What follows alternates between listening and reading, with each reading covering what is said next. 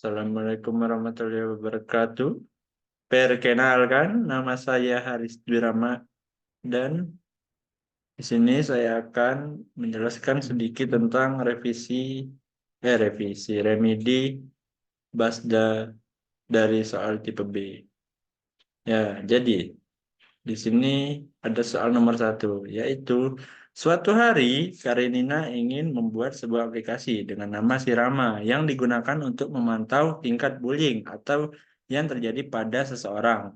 Di dalam aplikasi Sirama diawali dengan fitur melakukan login terlebih dahulu. Kemudian terdapat fitur screening yang memiliki beragam jenis screening, yaitu 1. Screening bullying, 2. Screening cyberbullying, 3. Screening empati. Dengan detail setiap jenis screening bisa memiliki beberapa bagian. Contohnya, pada jenis screening bullying memiliki bagian A, bagian B, dan bagian C. Kemudian bisa juga pada jenis screening lain hanya memiliki satu bagian saja. Ketika user melakukan screening, ditampilkan soal dan jawaban. Pada jawaban terdapat opsi jawaban yang berbeda jumlahnya. Seperti pada screening bullying, bagian A bisa memiliki 5 opsi jawaban pada satu soal dan bagian screening lain bisa memiliki 3 opsi jawaban pada satu soal. Kemudian untuk submit dibuat per bagian. Jadi, ketika user melakukan screening bullying bagian A harus disubmit dulu sebelum lanjut ke screening bullying bagian B. Ketika user melakukan submit, maka akan menghasilkan screening. Dengan hasil apabila terdeteksi bullying, maka akan menampilkan hasil positif diikuti dengan poin dan jenis hasilnya. Dan apabila tidak terindikasi bullying, menampilkan hasil negatif dengan diikuti dengan poin dan hasil jenisnya. Kemudian, terakhir user bisa melihat bagian reward screeningnya. Dengan menampilkan kode screening, poin, hasil, dan juga deskripsi, user juga bisa melihat detail required screeningnya dan akan menampilkan soal sekaligus satu opsi jawaban yang sudah dipilih oleh user ketika melakukan screening tadi.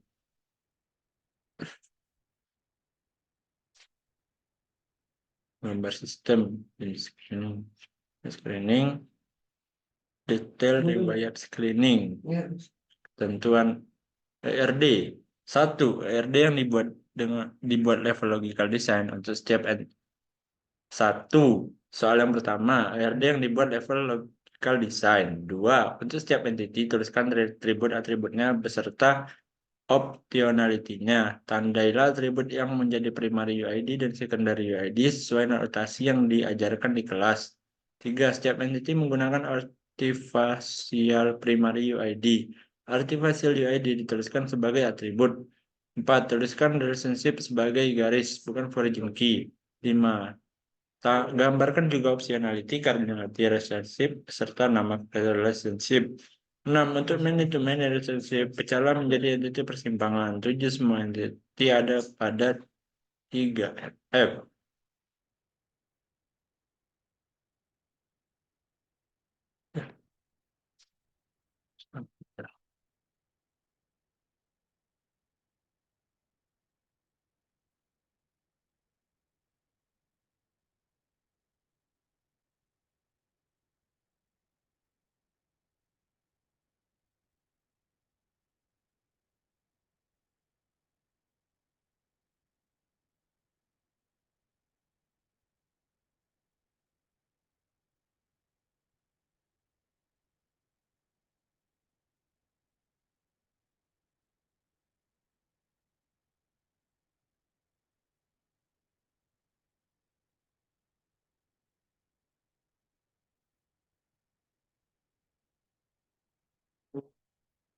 Ya, jawaban untuk soal pertama ini untuk ERD-nya.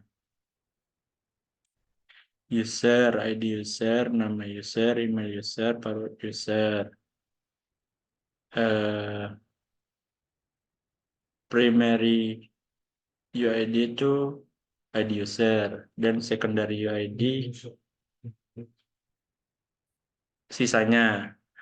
User memiliki detail screening. Detail screening dimiliki user.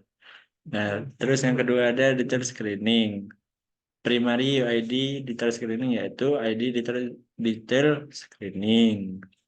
Sekundarinya tanggal screening. Yang ketiga ada jenis screening. primary ID-nya ada ID jenis screening dan secondary-nya nama jenis screening. Yang keempat ada bagian screening, primary ID bagian screening, dan secondary-nya nama bagian screening. Lalu di sini ada soal screening, primary ID-nya di soal, dan secondary-nya soal. Yang kelima ada jawaban, ada di jawaban, dan atributnya ada ID jawaban dan jawaban, yaitu primary ID-nya ID jawaban dan secondary-nya jawaban. Dan yang terakhir ada hasil screening yang memiliki atribut hasil screening, poin deskripsi. Primary ID-nya ada ID hasil screening dan secondary-nya ada poin lalu deskripsi. Jadi user memiliki detail screening. Detail screening dimiliki user. Detail screening memiliki jenis screening. Jenis screening dimiliki detail screening. Detail screening memiliki hasil screening. Hasil screening dimiliki oleh detail screening. Lalu jenis screening terdiri dari bagian screening. Bagian screening dimiliki jenis screening. Bagian screening berisi soal screening. Soal screening dimiliki oleh bagian screening. Soal screening memiliki jawaban. Dan jawaban dimiliki oleh soal screening. Dan itu yang bisa saya jelaskan untuk soal nomor 1. Soal nomor 2. Jadi, tabel di atas merupakan data informasi pada stasiun Jember. Berdasarkan informasi tersebut, maka A. Identifikasilah tabel-tabel di atas dengan aturan normalisasi pada sistem basis data dengan menggunakan ERD. B. Apakah tabel yang sudah dinormalisasi dapat mencapai 3NF? Jelaskan.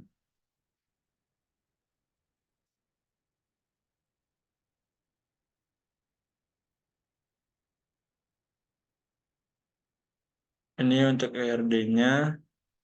Berikut ada tabel stasiun akhir. Ada 6 tabel, yaitu stasiun akhir, nama kereta, masinis, kepala stasiun, detail kereta, dan rangkaian gerbong.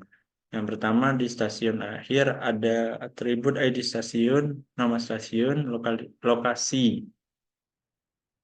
Dengan primary ID ada ID stasiun. Yang kedua nama kereta yaitu ID kereta dan memiliki atribut ID kereta dan nama kereta. Primary ID-nya ID kereta. Dan yang ketiga ada eh, tabel masinis dengan atribut nomor pegawai dan nama masinis dengan primary ID yaitu nomor pegawai.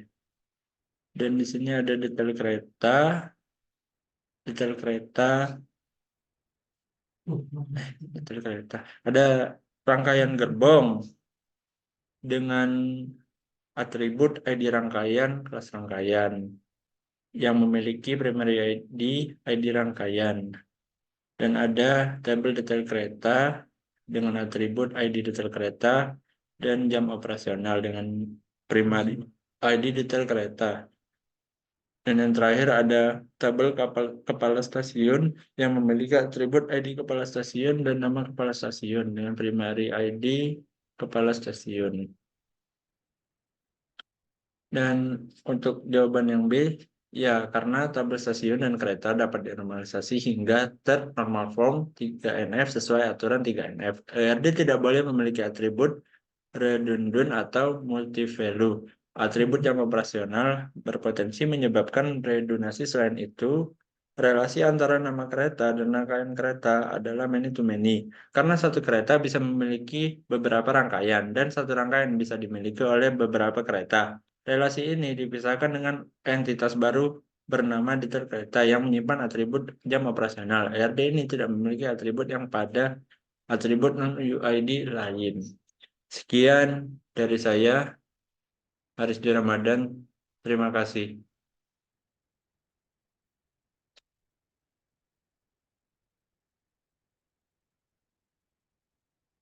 Terima kasih.